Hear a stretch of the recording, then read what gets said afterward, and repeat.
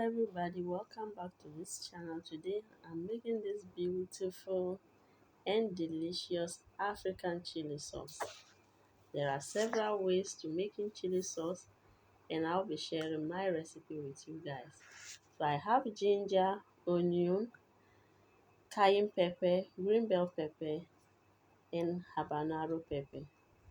I'm going to pound all this together to form a semi-smooth paste. Then I'll go ahead to make my shito. Please, if you are new to this channel, please don't forget to subscribe. And to my old subscribers, I thank you so much for always watching my videos. Shito is so popular in Ghana because most senior high school students add this sauce to their chop boxes whenever they are going to school.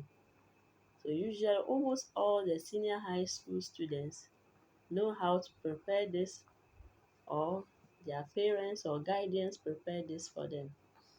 So with this video, if you watch it, you'll be able to make some for your kids and friends or family members. After pounding it into this texture, I then go ahead to add it into my hot oil that is on fire already. In Ghana, shito is a popular sauce, especially for people who love kenke and also senior high school students. I'll let this fry for some few minutes before I add my stock cube, mixed spices and some salt to it. With shito, you can use it to eat your kenke, jollof rice, or rice and beans, and a whole lot of other foods.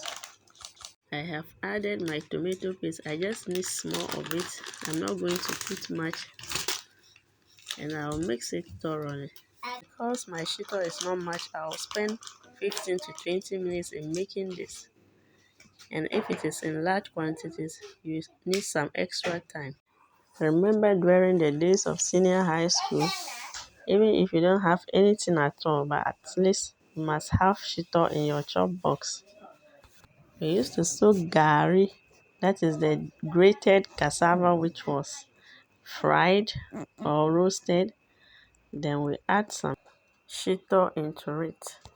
As I continue to fry it, the color changes, and you have to be extra careful by continuously stirring it. If not, your shito will get burnt. After it is fried properly, you let it cool down completely before you put it in your storage container. The funny thing about shito is that you can keep it for a long time without it getting spoiled if you fried it properly. And sometimes it doesn't need refrigeration, because back in the senior high school days, we used to keep shito for a month and nothing will happen to it.